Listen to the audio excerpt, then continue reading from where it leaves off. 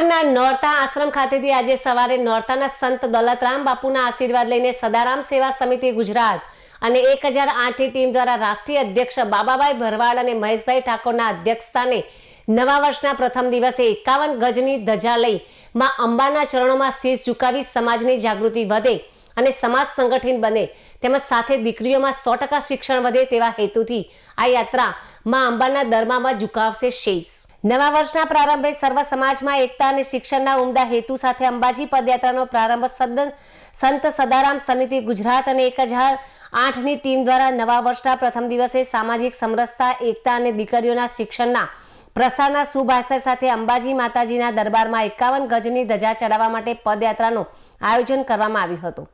આ પદયાત્રા બાબાભાઈ ભરવાડ અને મહેશભાઈની અધ્યક્ષતામાં યોજાઈ હતી। ઠાકોર સમાજમાં શિક્ષણની જ્યોત પ્રજ્વલિત કરનાર અને વ્યસન મુક્તિ માટે જાણીતા સંત શ્રી દોલતરામ બાપુના આશ્રમ નોરતા ખાતેથી આશીર્વાદ મેળવીને પ્રયાણ કરવામાં આવ્યું હતું।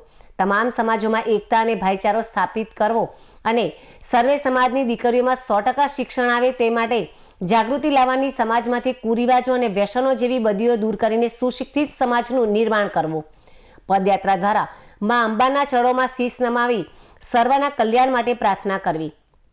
આ પ્રસંગે દાનવીર શ્રી બાબાભાઈ ભરવાડ પ્રથમ વખત નોરતા આશ્રમની મુલાકાતે આવતા સંત શ્રી દોલતરામ બાપુ દ્વારા તેમનું સાલ અને ફૂલહારથી ઉષ્માભર્યું સ્વાગત કરવામાં આવ્યું હતું।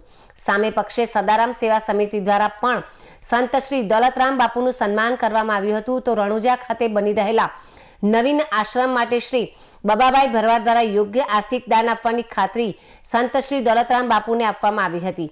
આ પદયાત્રામાં મોટી સંખ્યામાં શ્રદ્ધાળુઓ અને અગ્રણીઓ ઉત્સાહભેર જોડાયા હતા।